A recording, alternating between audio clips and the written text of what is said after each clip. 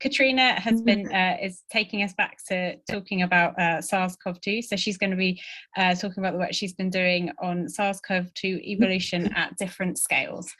So we can see your slides. Great, Katrina. And with that, I will pass over to you. Great. Thank you very much. Thank you, Ben. That was a really super talk. I really enjoyed it. And I just want to say how nice it is to see so many old friends amongst the delegates and also current collaborators.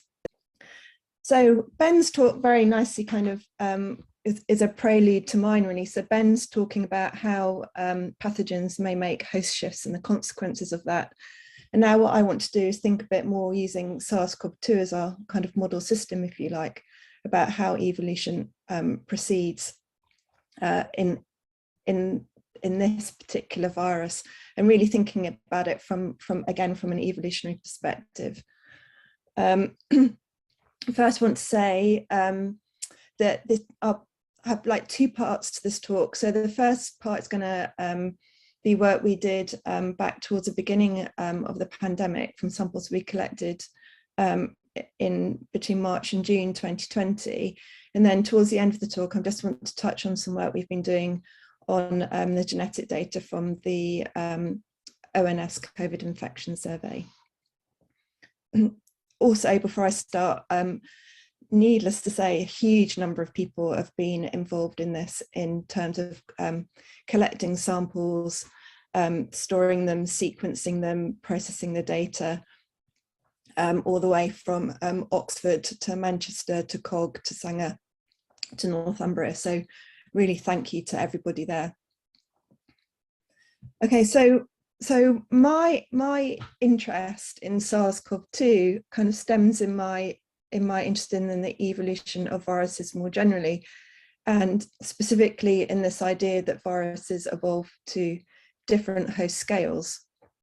So, for example, a virus will spend a lot of its time within the host, and therefore evolution there will act to maximize within host fitness. But then the virus has to spread via transmission, and then the selection pressures there are to maximize transmission, essentially to maximize R0. And the important thing here is that what makes a virus good at within host scale doesn't necessarily make that virus good at the between host scale. So this is, as I said, we'll look at some samples from the beginning of the pandemic. They were taken from symptomatic infections from Oxford University hospitals, and also symptomatic infections and epidemiologically linked contacts from Basingstoke and North Hampshire hospitals, and also from a healthcare worker surveillance study. So for this, we didn't use the typical Arctic Illumina sequencing protocol. We used sequencing protocol called VE-seq, still sequenced on a Illumina machine. And this is a quantitative sequencing approach. And so we can see this here. So for example, on the x-axis, we've got the log10 number of RNA copies. And on the y-axis, we've plotted the log10 number of unique mapped reads we get when we sequence the virus. And we can see this really lovely correlation. So what was our first aim? Our first aim really was to try and quantify within host SARS-CoV-2 diversity in a typical infection. And for this, we need to introduce a new concept here, and this is of the ISNV, the intrahost single nucleotide variant.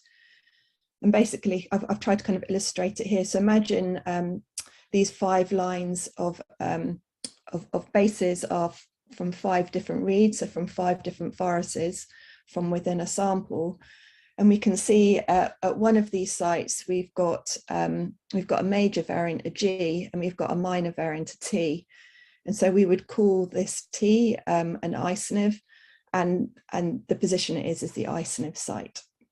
So when we're going forward, that's the terminology that I'm using. And what did we do? We looked at 1,313 clinical samples from the 2 hospital trusts. So as you can see from the map, we're kind of west and slightly north of London. I live bang in the middle of this map, if anyone's interested. And we considered consensus and minority variants. So, and we classified a within host variant if it had a minimum 3% allele frequency. I'm just gonna... So one of the things that we were really sure to do was to make sure that our isonifs were reproducible. This is really quite a problem when you're looking at diversity, viral diversity within samples. So we resequence samples for an RNA. We also sequence synthetic RNA controls provided by Twist Bioscience. And also we very deliberately split samples that we believed were epidemiologically linked between batches. Oops. And so what did we find when we looked within host diversity? First of all, this graph on the left, this isn't from our group, this is from Kissler et al. In the US, and this is from their study looking at where they longitudinally looked at athletes and looked at their viral load during infection. And I'm sure we all know now that here CT is inversely correlated with viral load. And what they saw was viral load going up very quickly. And then we have this turning point and the viral load comes back down a bit more gradually. So a very, very classic viral load profile for acute viral infections. So what we did is, first of all, we looked, we calculated the number of isonifs per sample. And we've plotted this against the number of unique mapped reads in the sample. And remember, we only classified an isonif if there was the minor allele was at a minimum 3% frequency. And again, here, remember, unique map reads is proportional to viral load. And one thing that we see very clearly is we see many, many fewer isonifs per sample at high viral loads, which is when transmission is most likely. So these were really the samples that we were most interested in. And then we saw very many more isonifs per sample at lower viral loads. And these lower viral loads are likely to be later during infection, because these were mostly from samples from individuals who are symptomatic. And so we're unlikely to have picked up people kind of on that upward viral load trajectory. And so that's great. You might say, oh, well, we have higher diversity later in infection, and then that would all make sense. But there is a major caveat to that. And that is that when you have lower viral loads, we have to think about sampling effects. And sampling effects essentially mean that more variants will cross the 3% thresholds at very low viral loads. So for example, Matthew Hall here took the high viral load samples, and he downsampled from those.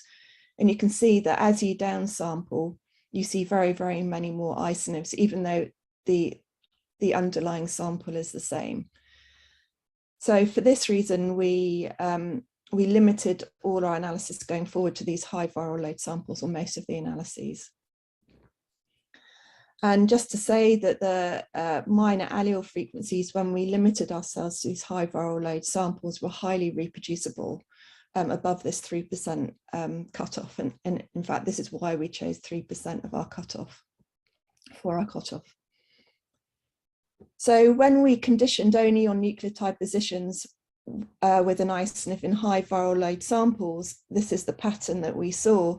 So on the x-axis, we've got the number of isonif sites in a sample, and on the y-axis, we've got the number of samples with that number of isonif sites. And we can see that most samples, really to our surprise, have very, very few isonifs, if any.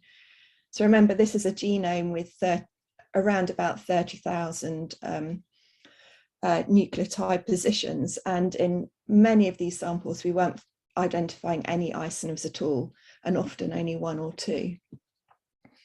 In the few cases where we did see a lot of isonifs in the sample, we investigated those samples much more carefully, and these were clearly probably co-infections, but they may also have been contaminated samples. if they were contaminated samples, it wasn't from our lab, because when you reconstruct the underlying genomes, there was always one genome where we didn't sequence in our lab. So really the take-home message here, we've got little within host diversity at high viral loads. So the next thing that we wanted to do was to look at the transmission bottleneck. So linking that kind of within host diversity to transmission before we then look towards kind of between host transmission. And here we define the transmission bottleneck size as the number of viral particles that founded the new infection in the recipient. So this is different to kind of the infectious dose. This is very specifically the number of viral particles that gave rise to the population that we then went on to sample. So we had data on 16 epidemiologically linked household transmission pairs. We excluded one pair as an unlikely transmission pair because they had 6 SNP differences. So if you looked at the consensus in the source and recipient, they had 6 differences. So we concluded they were probably infected independently of each other. And then for the remaining 15 transmission pairs, we calculated the transmission bottleneck size using the beta binomial method published by Sobel Leonard in 2017. We then had to exclude another pair because they had insufficient within host genetic diversity to determine the bottleneck size. And what we found, really to our surprise, although maybe in retrospect not so surprising, is that the estimated transmission bottlenecks in most pairs, the maximum likelihood estimate was 1, so 1 viral particle typically being transmitted, although the confidence intervals here are very high for some of these transmission pairs. And that's really because we're trying to use diversity in the donor to estimate the transmission bottleneck size. So if there's very little diversity in the donor, it means you have quite a lot of uncertainty in your estimate. So when we looked at these 14 transmission pairs, what we noticed is we found 5 SNPs altogether. So this is again where the consensus in the source and recipient differed. And interesting, when we looked a bit further, we found that wherever we did see a SNP, the allele was fixed in one individual, but it was a minor allele in the other individual. So it was between 3 and 50% in the other individual. So we never saw a case where with a SNP, we found the allele at 100% frequency in one individual and 0% in the other. And this made us think that maybe we could actually use this to kind of track evolution on the phylogeny. And really we had one of 2 kind of hypotheses here for what might be going on. First of all, we have an individual who is infected. The virus is all the same in that individual. Then we have some within host evolution in that individual. Then the minor allele is transmitted and that results in the SNP. The other possibility is that we have no diversity in the host. The major variant is transmitted. And then we have within host evolution, which changes consensus. So these are that kind of the 2 scenarios where we might see within host diversity in one individual and a consensus change in the other individual. And as I said, our hypothesis was that in a sufficiently densely sampled host population, we should be able to observe these processes on the phylogeny. So we generated our phylogeny of all our samples. Seems kind of quite tiny now, but it was a lot at the time, based on the consensus sequences. And we used the method of Morel et al. In MBE because there's a lot of uncertainty in how you generate this tree. And then what we did is we identified nucleotide positions where we observed both SNPs and iSNPs. And what we can see here, for example, this is site 28580 on the phylogeny, and the branches are coloured according to the consensus base. And then if there's an iSNP, then that's represented by a disc, and the colour of that disc represents what the iSNP is. And what we can see very clearly in this example is that where we see a consensus change on the phylogeny, so we're going from green to red, this is also associated with samples where we're seeing an iSNP at those sites. And overall, we found that iSNPs are phylogenetically associated, very strongly phylogenetically associated with SNPs using a Mann-Whitney Hughes test. This is just another example here, just to show that this is not like an isolated example. And really, this is evolution in action. We are really seeing on the phylogeny the generation of these variants and then the transmission. Sometimes as well, we see the repeated appearance of minor variants with no phylogenetic association, and this may be to do with kind of within host selection that is maybe advantageous at the within host level, but not necessarily advantageous at the between host level.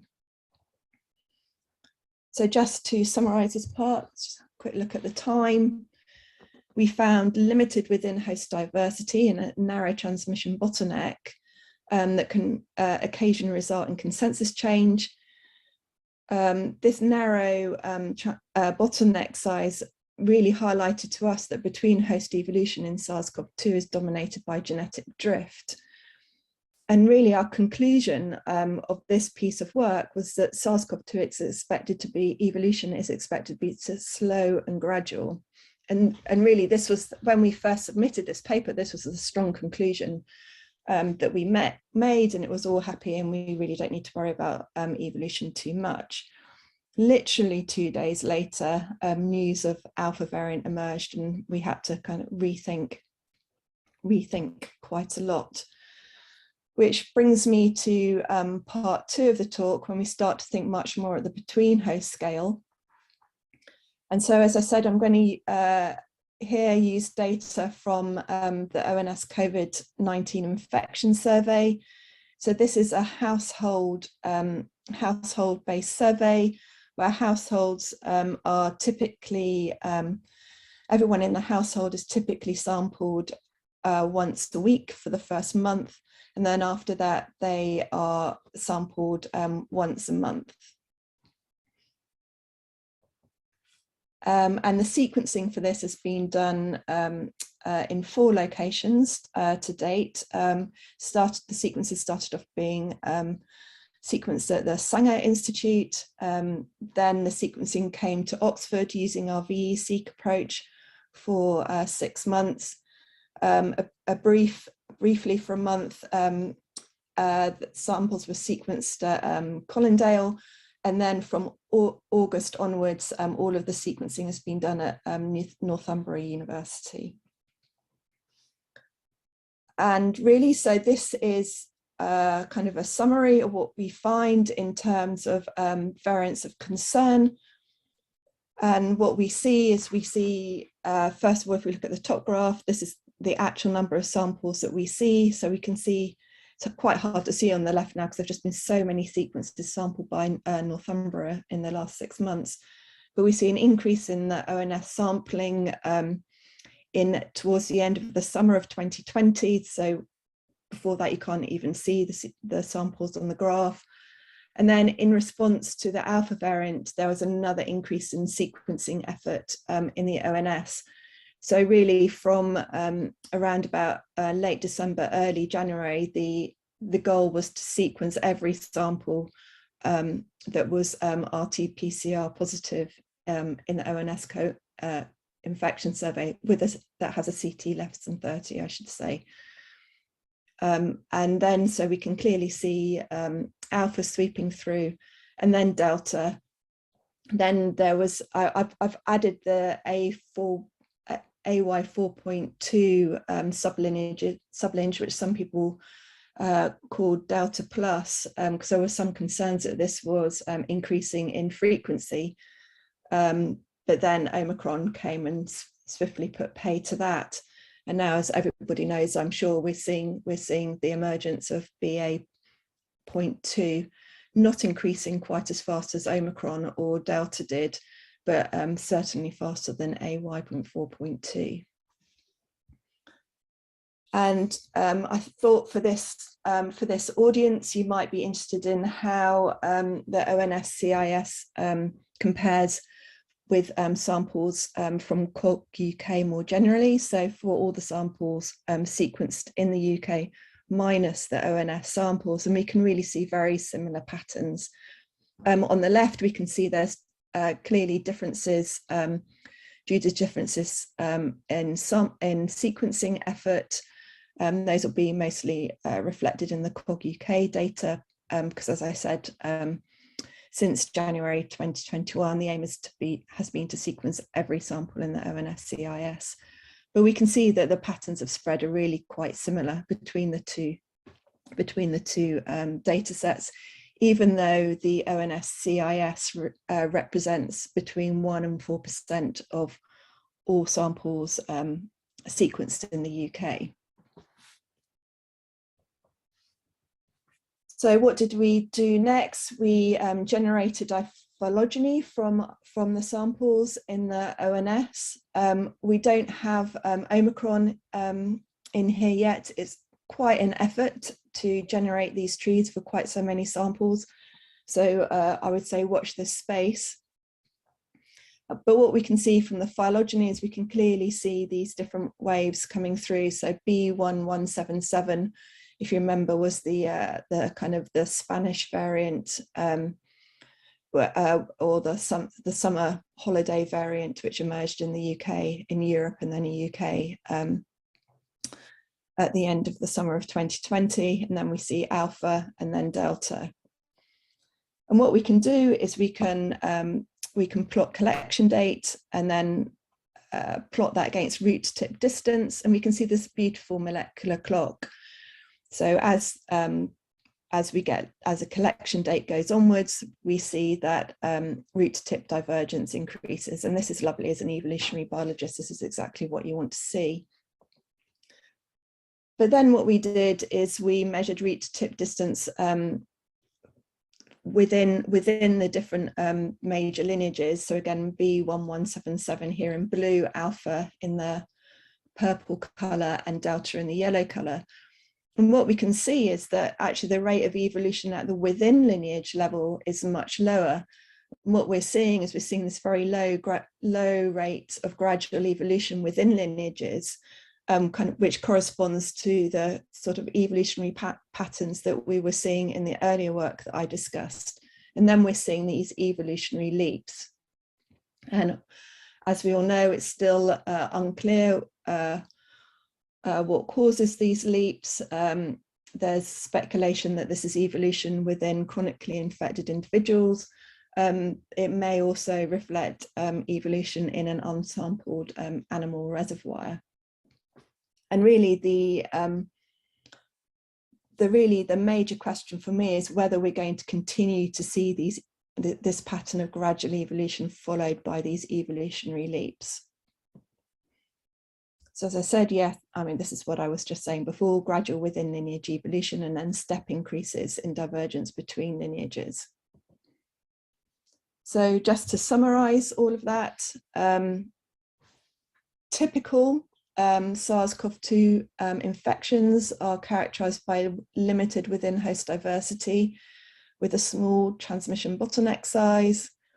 Within lineage evolution seems to be dominated by drift, resulting in gradual rates of within lineage evolution.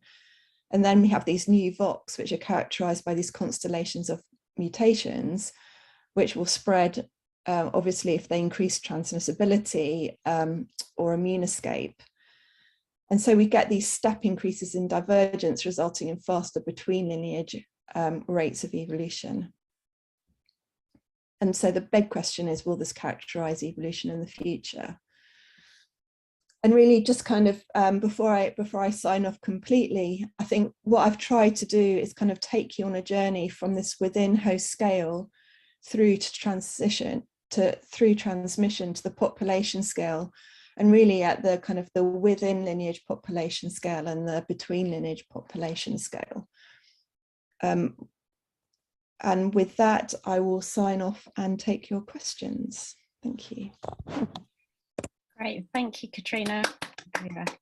A clap.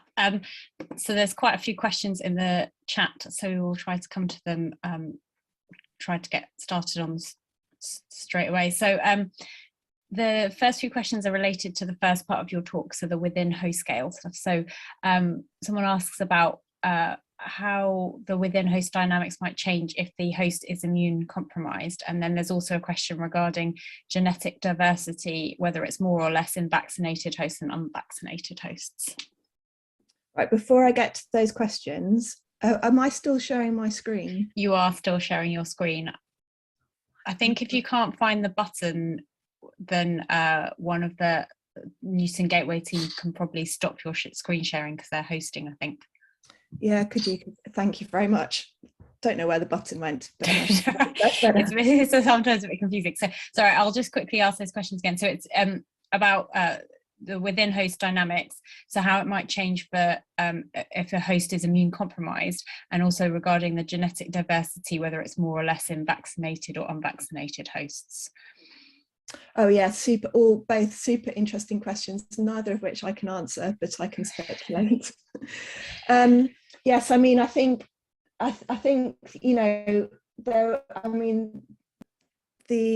so where people have looked at chronic infection, it has been clear in some instances that, for example, when people were treated, then that precipitated the evolution of escape variants.